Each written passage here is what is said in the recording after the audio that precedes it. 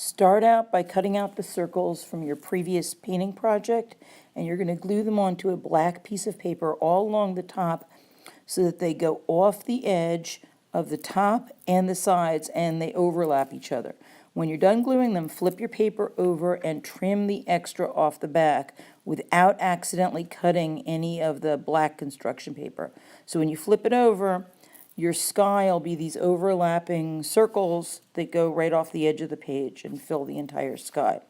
When you put the construction paper next to it to get your horizon line, make sure your horizon line is higher than the bottom of the circles. So when you put your horizon on there, it'll cut off the bottom of the circles and look like it's in front. How to draw a Dr. Seuss style city. I call this sort of a faux perspective drawing because you're not actually sitting there drawing a horizon line and using vanishing points. You start out by making arrows. Okay? Not just straight up and down arrows, but curved arrows. So you take that arrow and you're going to turn it into a building. But curve it a little so that it looks a little bit wacky, like a Dr. Seuss style building. So you're going to make a bunch of these arrows, curve them, continue the lines down to make buildings, and then the trick is you need to overlap them. So I'm going to make another arrow here, and I'm going to make this arrow hide behind the buildings I already drew. So that means anytime I get to a line that I already drew, I have to stop.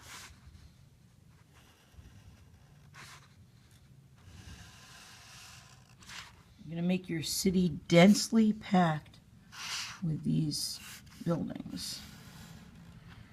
And every time you get to something you already drew, you hide the line in back of it until you get to the other side of the building. You don't want to go through any of the lines. You can make your buildings go right down to the bottom of the page.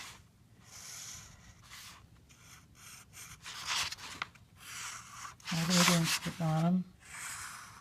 Because you're going to have, remember you saved the scrap of paper when you cut out your horizon line. So that's going to go in front and hide the bottom of the buildings. Now the next step is you have to make the windows. And the trick with the windows is this. They have to align with the top of the building. So you would, if you drew the windows straight across, you'll have messed up. You have to draw them angling down because the side of the building angles down. And you have to draw them angling the same way as that side of the building. So all these windows will go this way, and all these windows on this side of the building will go this way. And that includes things like doors. Okay. And you can make some interesting shaped windows, so there's nothing wrong with making fun shaped windows, but make sure that it angles down the same way as the top of the arrow. If it doesn't, it won't look right. And then on this side, you got to angle it the same way as the top of this arrow. So this is the tricky part. The building is angled away from you, so you can see inside here, but not over here. So to make it look 3D, you have to fill in the top a little bit and the side farthest away from you. Okay? Now this is the side nearest you, so the top, you thicken the line, and the side farthest away from you. And it will look 3D. Okay. Top and the side farthest away from you. You have to think about it as you're doing it. You have to actually think of it as a three-dimensional object. So now on this side it would be the top and the side farthest away from you. You know, consider this corner's facing you, So it's the side farthest away from you and the top. If you think of it that way, you can make your building look 3D. When you're doing the curved ones, you still do the top and the side farthest away from you.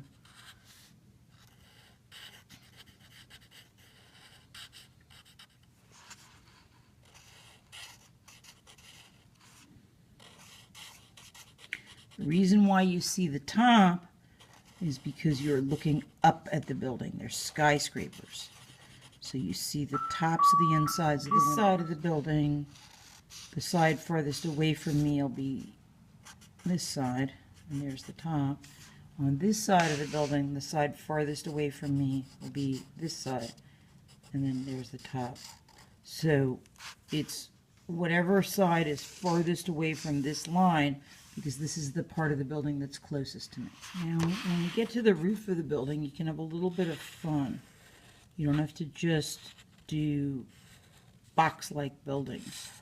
You can put interesting roofs and towers. You know, anything that looks good to you. If you're not sure how to do it, it's always a good idea to draw it in pencil first until you get comfortable. In general, if you are looking up at something, then the round shapes curve up because you're looking up at them. So you would see just the curve here going upward. If you're drawing an object, let me make my arrow here. If you're drawing an object that's rectangular, then it angles up because you're looking up at it. It's above your eye level. Remember, these are skyscrapers. So cut them out as one big piece. But if you have something like this, the way to cut it out, there's a trick. Just pinch it. Use the tip of the scissors to make a little snip. Then put your scissors inside and very carefully cut up to the line, and then you can cut it out without messing it up. And you can get a very exact cut. So when you cut it out, it's going to be one big piece. If you recall, you have your circles from before, and you have your horizon line. Now you have your city, and you're going to line everything up with the bottom of the paper. And there's your city. And then what you're going to do is you're going to take that scrap of paper that you cut off from the top, and that becomes your foreground. And that's what we have so far. Now, I did another city just in pencil, and I'm going to be cutting that out now. Here is my castle, my city in pencil, all cut out. The city in marker is going to be in the foreground, and the city in pencil is going to be in the middle ground. And now you can start to color.